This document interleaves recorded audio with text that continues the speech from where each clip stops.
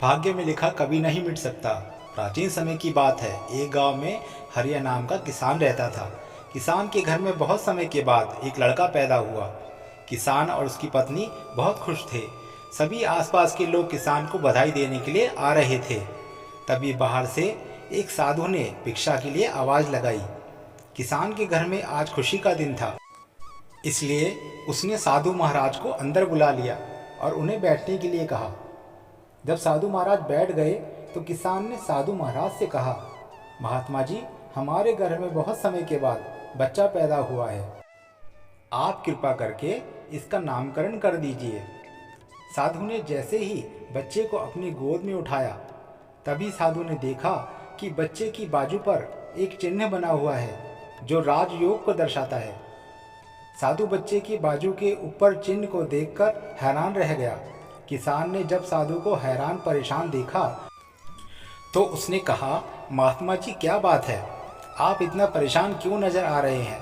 साधु ने कहा, बेटा, मैं परेशान नहीं हूँ, बल्कि मैं तो बहुत खुश हूँ, क्योंकि तुम्हारा बेटा बहुत किस्मत वाला है। तुम्हारे बेटे की किस्मत में राजयोग लिखा है। किसान ने कहा, महात्मा जी, मैं आपकी बात समझा नहीं, आप क्या कहना चाहते हो? साधु ने कहा, बेटा, तुम्हारा पुत्र एक दिन राजा बनेगा। इसका विवाह 14 वर्ष की आयु में इस राज्य की राजकुमारी के साथ होगा और फिर यह इस नगर का राजा बन जाएगा। साधु की बात सुनकर हरिया बहुत खुश हुआ। जब गांव के लोगों को पता चला कि हरिया का बेटा एक दिन इस नगर का राजा बनेगा, तो सभी लोग उसको देखने के लिए आने लगे। एक दिन की बात है, उस नगर का राजा हिरण का शिकार करता हुआ काफी दूर निकल गया, लेकिन हिरण राजा के हाथ नहीं आया।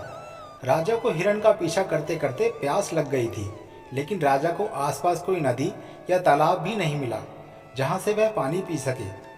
राजा पानी की तलाश में भटकता हुआ उसी गांव में पहुंच गया जहां हरिया रहता था। तभी राजा की नज़र एक महात्मा के ऊपर पड़ी। राजा ने महात्मा से पानी मांगा। महात्मा ने राजा को रुकने के लिए कहा और अपनी कुटिया के अंदर से पानी लेने के लिए चले गए। महात्मा ने पानी लाकर राजा को दे दिया। राजा पानी पीने लगा। तभी राजा ने देखा कि बहुत सारे लोग इकट्ठे होकर कहीं जा रहे हैं। राजा ने महात्मा से उन लोगों के बारे में पूछा तो महात्मा ने कहा, यह सभी हरिया के घर जा रहे हैं, क्योंकि उसके घर में एक बहुत ही किस्मत वाला बच्चा पैदा हुआ है और एक साधु ने उसके बारे में भविष्यवाणी की है। राजा ने पूछा, बाबा, ऐसी कौन सी भविष्यवाणी की है जिसके कारण सभी लोग वहां पर जा रहे हैं? महात्मा ने कहा, साधु बाबा ने बताया है कि जब हरिया का बेटा 14 साल का होगा तो उसका विवाह इस राज्य के राजा की पुत्री के साथ होगा और उसका पुत्र इस राज्य का राजा बनेगा। महात्मा की बात सुनकर राजा को बहुत गुस्सा आया कि आखिर एक मामूली किसान का बेटा उसकी पुत्री के साथ विवाह कैसे कर सकता है। राजा ने महात्मा से कहा, महात्मा जी, मैं ही इस राज्य का राजा हूँ और आपको क्या लगता है, एक मामूली किसान के बेटे के साथ मैं अपनी बेटी की शादी कर दूंगा? महात्मा ने कहा, राजन, जो इस बच्चे के भाग्य में लिखा है उसे कोई नहीं मिटा सकता। राजा को अपनी ताकत पर बहुत घमंड था। उसने कहा, महात्मा जी, मैं भाग्य का लिखा हुआ आपको मिटाकर दिखाऊंगा। महात्मा ने मुस्कुराते हुए कहा, राजन, मैं भी यही हूँ और आप भी यही हैं, देखते हैं। राजा ने महात्मा को प्रणाम किया और वापस अपने राजमहल चला गया। अगले दिन राजा वेश बदलकर हरिया के गांव में पहुंच गया। लोगों से पूछता पूछता राजा हरिया के घर पहुंचा। राजा ने हरिया के घर के बाहर जाकर उसे आवाज़ लगाई। हरिया उसकी आवाज़ सुनकर घर से बाहर आया और उससे पूछा, आप कौन हो और किस लिए आए हो? राजा ने कहा, मैं सेठ करोड़ीमल हूँ और आपके पास के ही गांव में रहता हूँ। मैंने लोगों से सुना है कि तुम्हारे घर में एक तकदीर वाला बच्चा पैदा हुआ है और उसकी किस्मत में राजयोग लिखा हुआ है। हरिया ने कहा, हाँ सेठ जी, आपने सही सुना है। राजा ने हरिया से कहा, अगर तुम बुरा ना मानो तो मैं एक बात कहूँ। हरिया ने कहा, सेठ जी बोलिए। राजा ने कहा, तुम अपना बच्चा मुझे दे दो, इसके बदले में मैं तुम्हें बहुत सारा धन दूंगा और तुम्हारे बच्चे का पालन पोषण भी करूंगा। हरिया की पत्नी ने कहा, नहीं सेठ जी, मैं अपना बच्चा आपको नहीं दे सकती। राजा ने कहा, तुम एक मामूली किसान हो, तुम अपने बच्चे का पालन पोषण अच्छी तरह से कैसे कर सकोगे? हरिया ने सेठ की बात सुनकर कहा, हाँ सेठ जी, आप कहते तो ठीक ही हो, हम इस बच्चे का पालन पोषण अच्छी तरह से नहीं कर सकेंगे।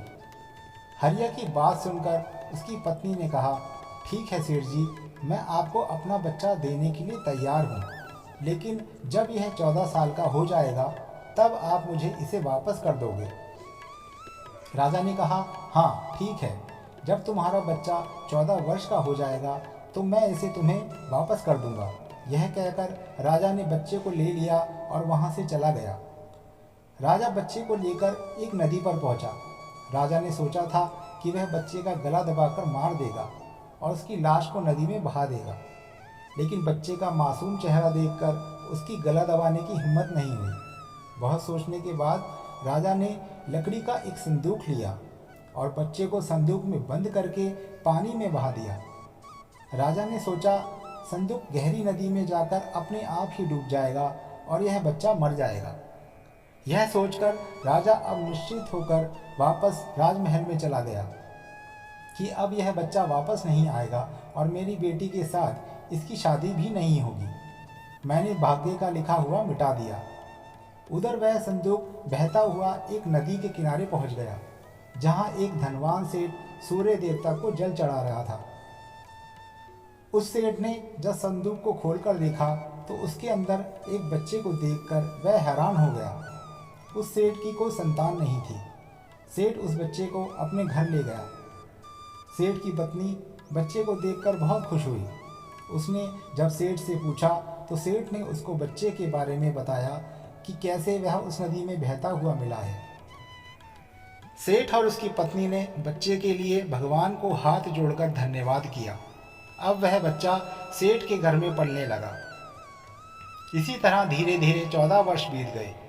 सेठ ने उस लड़के का नाम सूरज रखा था। सूरज बहुत ही समझदार और बुद्धिमान था। एक दिन सूरज को अध्यापक पढ़ा रहा था। अध्यापक जो भी पूछता सूरज तत्काल उसका जवाब दे देता। यह देखकर अध्यापक ने सूरज को कहा, तुम तो बहुत ही समझदार और ज्ञानी हो, तुम आगे चलकर बहुत बड़े आदमी बनोगे।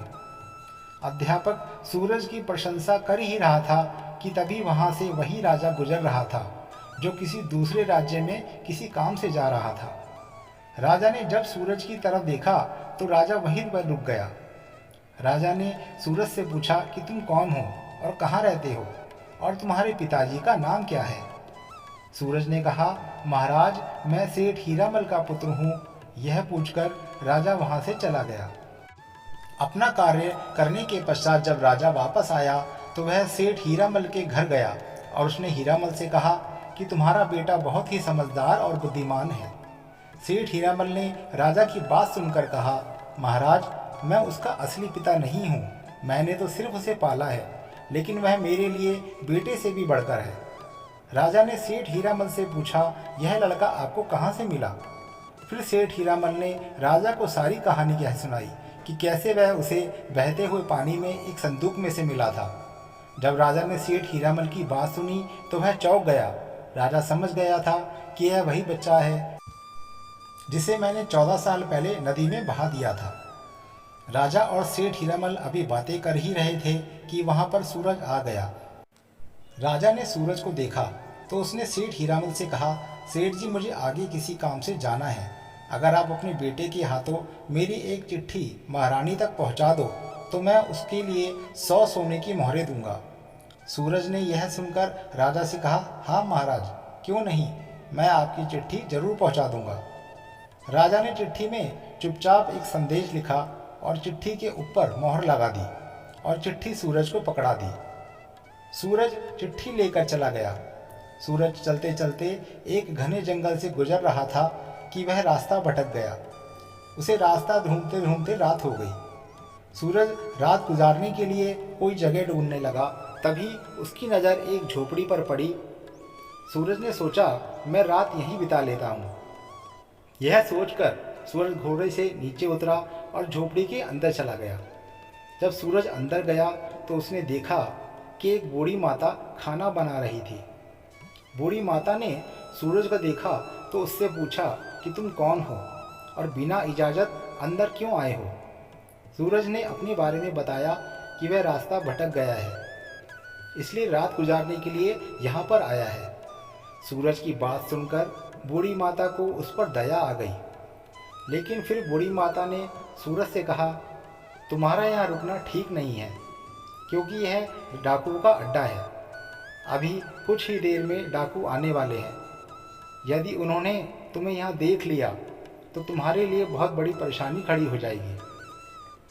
सूरज ने कहा, लेकिन माताजी, इतनी भयानक रात में मैं कहीं और जा भी नहीं सकता। अगर मैं बाहर गया तो जंगली जानवर मुझे खा जाएंगे। इससे अच्छा है मैं यहाँ कोने में जाकर लेट जाता हूँ। यह कहकर सूरज कोने में जाकर लेट गया। कुछ समय के बाद डाकू अपने घर वापस आए। डाकू ने जब सूरज को देखा तो बूढ़ी माता से उसके बारे में पूछा। बूढ़ी माता ने उसको बताया कि इसका नाम सूरज है। यह बहुत ही नेक दिल बच्चा है और यह राजा के काम से राजमहल जा रहा है। जब डाकू ने यह सुना तो उन्हें कुछ संदेह हुआ। वह राजा की हरकतों के बारे में जानते थे। उन्होंने सूरज की जेब से चिट्ठी निकाली और उसे पढ़ने लगे। जैसे ही डाकू ने वह चिट्ठी पढ़ी तो वह सब समझ गए। बूढ़ी माता ने उनसे पूछा कि चिट्ठी में क्या लिखा है। उसमें से एक डाकू ने बताया कि चिट्ठी में लिखा है कि जैसे ही ये लड़का तुम्हारे पास पहुँचे, इसको उसी समय मरवाकर कहीं दूर दफना देना। यह काम मेरे पहुँचने से पहले हो जाना चाहिए। बूढ़ी माता ने जब यह बात सुनी तो वह बोली, यह राजा कितना दुष्ट है, जिसके हाथों चिट्ठी भिजवा रहा है उसी को मरवाने का आदेश भी दे रहा है। यह सोचकर बूढ़ी माता ने सोचा कि मुझे इस मासूम को बचाना चाहिए। उसने डाकू से कहा कि चिट्ठी को बदल दो। तब डाकू ने दूसरी चिट्ठी लिखकर उस चिट्ठी से बदल दी और वापस सूरज की जेब में रख दी। इसके बाद डाकू वहाँ से चले गए। सुबह होते ही सूरज उठा और बूढ़ी माता को धन्यवाद देकर वहाँ से चला गया। सूरज कुछ समय के बाद ही राजमहल पहुँच गया और उसने चिट्ठी महारानी को दे दी। महारानी ने चिट्ठी पढ़ी तो चिट्ठी में लिखा था कि यह लड़का बहुत ही बुद्धिमान और ज्ञानी है। यह राजकुमारी से विवाह करने लायक है, इसलिए मेरे आने से पहले ही तुम इसका विवाह राजकुमारी से करवा दो। महारानी सोचने लगी कि आखिर कैसे महाराज किसी अनजान से राजकुमारी का विवाह कर सकते हैं, लेकिन फिर उसने देखा कि चिट्ठी पर राजा की मोहर भी लगी हुई थी, इसलिए यह लड़का झूठ नहीं बोल सकता। यह सोचकर महारानी ने राजकुमारी का विवाह उस लड़के से कर दिया। कुछ दिनों के बाद जब राजा वापस आया तो उसे पता लगा कि उसकी पुत्री का विवाह उसी लड़के के साथ हो गया है। यह सुनते ही राजा गुस्से से आग बबूला हो गया। उसने महारानी से पूछा कि तुमने यह सब क्यों किया। तब महारानी ने बताया कि महाराज, जैसा कि आपने चिट्ठी में लिखा था मैंने वैसा ही किया। राजा ने महारानी को चिट्ठी दिखाने के लिए कहा। जब महारानी ने चिट्ठी दिखाई तो राजा ने चिट्ठी में कुछ और ही लिखा पाया। यह देखकर राजा ने गुस्से में सैनिकों को कहा, जाओ और जाकर सूरज को पकड़ लाओ। सैनिक तुरंत गए और सूरज को पकड़कर ले आए। राजा ने गुस्से में सूरज से कहा, तुमने धोखे से मेरी पुत्री के साथ विवाह तो कर लिया, लेकिन मैं तुम्हें अपना दामाद स्वीकार नहीं करूँगा। सूरज ने राजा की बात सुनकर कहा, लेकिन महाराज, मैंने तो आपके साथ कोई धोखा नहीं किया है। राजा ने सूरज की बात सुनकर कहा, तुम मुझे बेवकूफ़ बनाना चाहते हो, लेकिन मैं तुम्हें अपना दामाद स्वीकार नहीं करूँगा। अभी दोनों की बात ही चल रही थी कि एक सैनिक ने आकर राजा से कहा, महाराज, बाहर एक महात्मा आए हैं, वह आपसे इसी समय मिलना चाहते हैं। राजा ने महात्मा को अंदर लाने का आदेश दिया। महात्मा जी अंदर आ गए तो राजा ने उठकर उनको प्रणाम किया और उनके आने का कारण पूछा। महात्मा ने कहा, राजन, लगता है आपने मुझे पहचाना नहीं। राजा ने कहा, नहीं महाराज, मैंने आपको नहीं पहचाना। महात्मा ने मुस्कुराते हुए कहा, राजन, मैं वही हूँ जिसे तुम आज से 14 वर्ष पहले भाग्य का लिखा मिठाने की बात बोलकर आए थे। जैसे ही महात्मा ने यह बात कही, राजा एकदम से चौंक गया। उसे सब कुछ याद आ गया था। महात्मा ने मुस्कुराते हुए कहा, क्यों राजन, भाग्य का लिखा मिटा दिया? राजा ने आंखें नीचे करके कहा, नहीं महात्मा जी, मैं भाग्य के हाथों हार गया। महात्मा ने कहा, राजन, भाग्य के हाथों कोई नहीं जीत सकता, इसलिए अब सूरज को अपना दामाद स्वीकार करो और अपना राजपाट उसको सौंप दो। राजा ने कहा, महात्मा जी, जैसे आपने कहा वैसा ही होगा। राजा को समझाकर महात्मा जी वहाँ से चले गए। राजा ने सूरज से माफ़ी मांगी और सारा राजपाट उसको सौंप दिया। आपको यह कहानी कैसी लगी? कृपया कमेंट करके मुझे ज़रूर बताएं। चैनल को सब्सक्राइब और कहानी को शेयर ज़रूर करें। आपके प्यार और स्नेह के लिए बहुत बहुत धन्यवाद।